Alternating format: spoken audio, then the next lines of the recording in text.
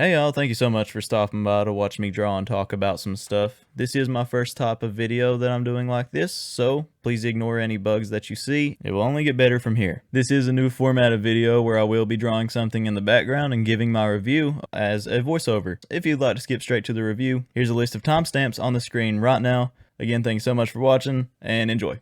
Before I could get into doing anything, I needed to go find a giant sketch pad because I had found one at Hobby Lobby, which was $34, which was a little more than I was looking to spend. So I got ready, got the essentials, the keys, the sunglasses, and everything else that a man may need to go to Walmart, and I headed outside, which it was a lot nicer out today than it has been recently, so that was a nice surprise. Eventually I made it to the parking garage and dialed up my Spotify and took off on the road. Once again, I'd like to point out it was really nice out that day.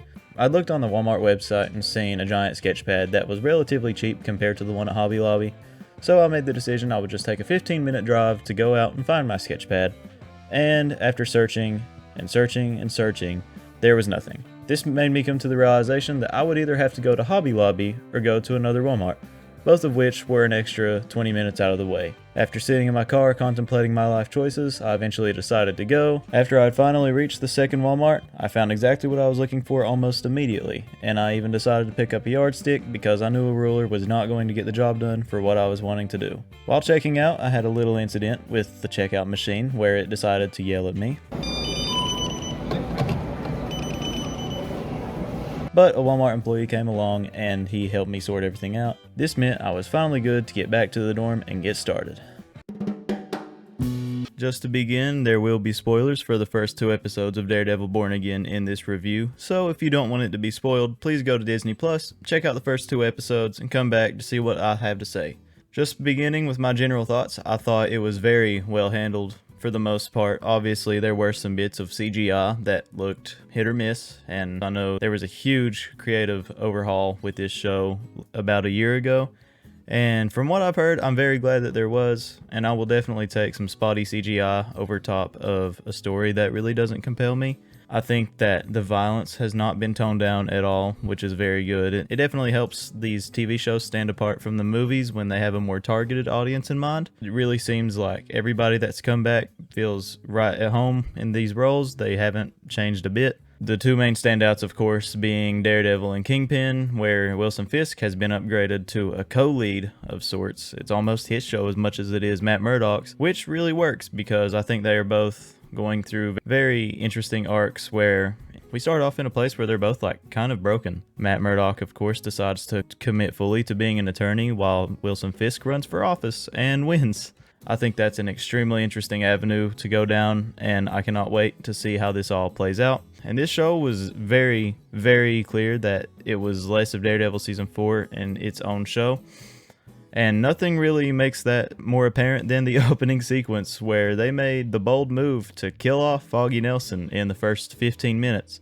Although prior to watching these episodes, I was definitely already looking at every single interview, and everybody was talking about some big tragedy or how they went super hard on the first episode. I was pretty confident that Karen or Foggy would die, especially piecing together what I'd seen in trailers and set photos. I was pretty sure it was going to be Foggy, just because they did the whole fake out death with Karen in season 3, so I didn't really expect them to kill Karen Page. Overall, when I first thought about it, I thought it was going to be a really bad idea because it seemed to me like just a cheap attempt to make this feel different from the Netflix show. And although I do believe that's probably what the original intention was, I think that the guys that they got to come in and rehaul the show actually handled it very well, very tastefully. Even though I would have rather Foggy were still alive, I understand so much of the show was shot, and what they did do with what they were given was really well handled. I can definitely see where it opens up some interesting avenues for storytelling for Matt and Fisk and Karen. I believe that we won't really get a whole lot into that until season 2, because obviously the reshoots kind of keep Karen and Foggy out of the narrative a lot.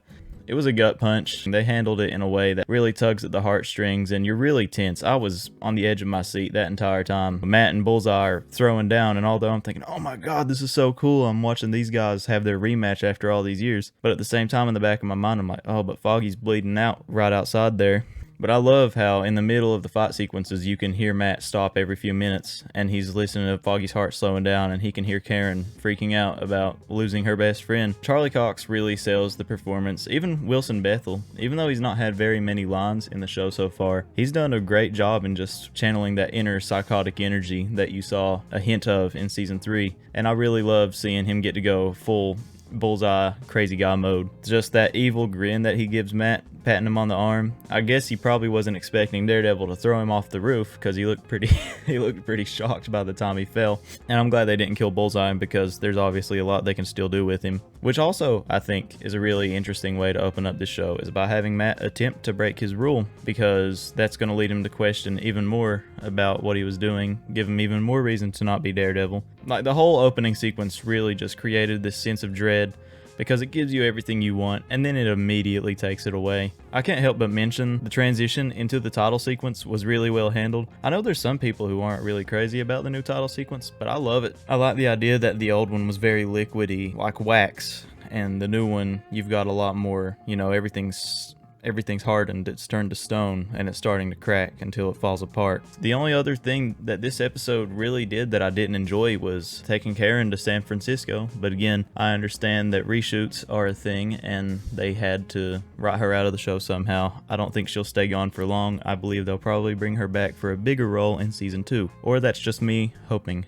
Obviously, Bullseye's not going to stay in jail, because we've already seen some trailers, and Bullseye, they wouldn't just bring him back to get rid of him. If I had to assume, I would guess that he was probably going to be back for a tease at the end of the season, maybe. And upon these returning characters, we also got news that Jon Bernthal's back. We've had a few really cool trailers with him where he's got some really cool monologues. I know there's going to be a sequence where Frank and Matt finally reunite, and I'm excited to see what the dynamic will be there once Matt has tried to kill somebody, because that's going to really shake things up. And we can't forget about the Wilson Fisk stuff. Although I didn't watch Echo, I'm kind of glad that he ended up getting reset in a sense, because I think it leaves a lot of room for him to parallel Matt's journey this season. I really think that Vincent D'Onofrio is very convincing as somebody who's trying to reform himself and serve his city, but at the same time he's fighting that inner nature to go back and do his illegal activities to get that power back. It's a really interesting place to see Wilson Fisk in such a place of power. I'm really excited to see where he and Matt Murdock stand by the end of the season, because there's already that inherent intensity that they have between the two of them from all the history that the two have. You can definitely sense that they both just cannot stand each other. The diner cafe sequence was extremely interesting. Also, I'm pretty sure that the diner they were at is also the same one that Matt and Elektra were seen in season 2. I could be wrong.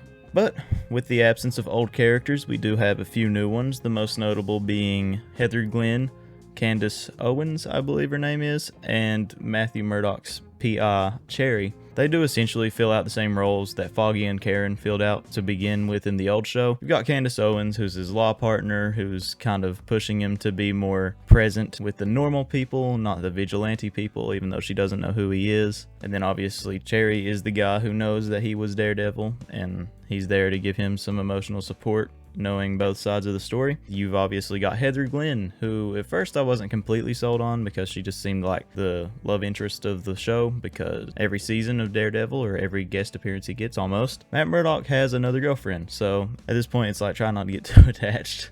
But when I saw that she was going to be the marriage counselor for Wilson and Vanessa Fisk, I was like, oh, okay, this is where we're going. This is really interesting. So I'm really excited to see where that leads, especially as the feud between Fisk and Matt reignites, because you never know. Is Matt going to get upset with Heather because she's their therapist and didn't tell him? Or is Fisk going to try to find a way to get one over on Matt by doing something to Heather in the therapy sessions? I believe that there's a lot of potential there. That's going to be super fun to see how that plays out.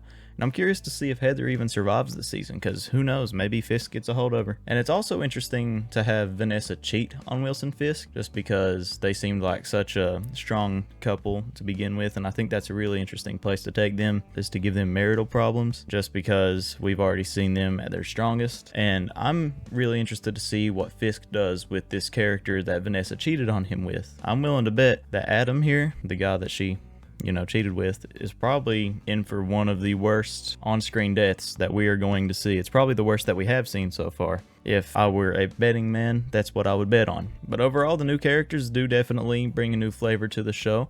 And although I do enjoy them, I'm hoping to see a little bit more of the classics like Brett Mahoney and Karen Page, and hopefully if they bring Foggy Nelson back, I don't know how they would do that, but I would always be down for more interactions between Matt and Foggy. You can't ever get enough of them. The drawing I'm doing here is actually based on the final scene from episode 1 after Fisk is elected the new mayor of New York, and Matt is walking in the streets watching all the crime and the cheers and all this other stuff go on, and he's got like that red light reflecting off the, I believe it's the right side of his face. And then you've got the opposite shot, which is Fisk up on a rooftop looking over everybody, and he's got like a really clean white light over his face. I thought that there was a picture to be made there, and I thought it'd be cool if in the shadowy side of Matt's face in that shot, if he were to have the Daredevil suit on. I was really into the needle drop that they had at the end of the first episode. I forget the name of the song, but it was really well fitting for the sequence. And then episode 2 comes along, and it's very much there to kind of give a feel for how the show is. If episode 1 was there to kind of transition you from the Netflix Daredevil mentality into the Disney Plus Daredevil mentality, episode 2 was there to kind of show everybody the status quo, what the main feel of the show was going to be.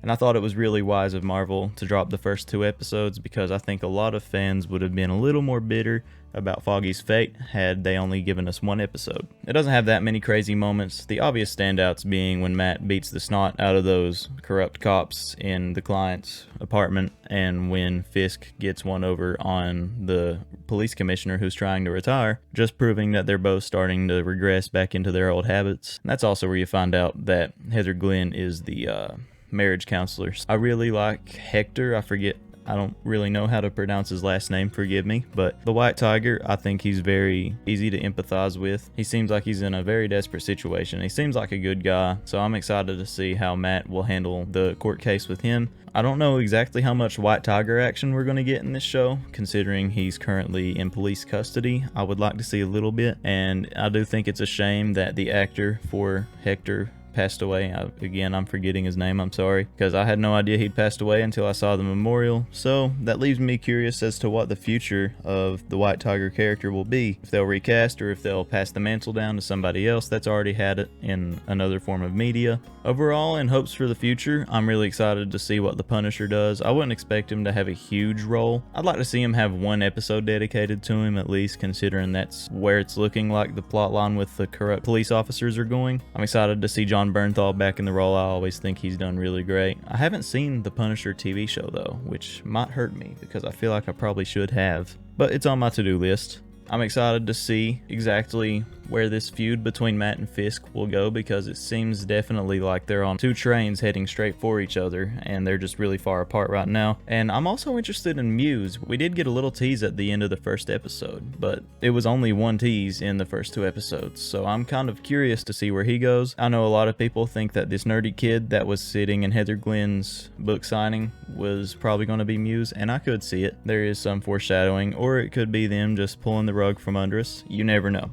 And lastly, I just hope that this show will continue to honor the Netflix show in some aspects, because although it is good to try new things, at the end of the day, I'm glad they aren't forgetting what made everybody love the original so much. The writing seems like it's up there, or it's at least got the potential to be up there with the Netflix show. The action is definitely there, and the violence is there. I'm just hoping that the massive Karen and Foggy sized hole does not turn me off to the show too much. But at the same time, they're still working with reshoots. I'm sure that season 2 of this show will probably bring in a little bit more of the original feel of the first show in terms of bringing old characters back. And I heard that Matthew Lillard's casted for the future of this show, which is also going to be super exciting because I love me some Matthew Lillard. He's always good in everything he's in. I'm very curious to who they're going to have him play, but I'm down for him to play anybody. It can be a police commissioner, or it can be the new big bad of the season. Just give me some Matthew Lillard, because he always delivers. But I believe that is all I have to say about Daredevil Born Again's first 2 episodes. Episode 3 actually drops tonight as I'm recording this, but I wanted it to just be the first 2 episodes, because for all I know,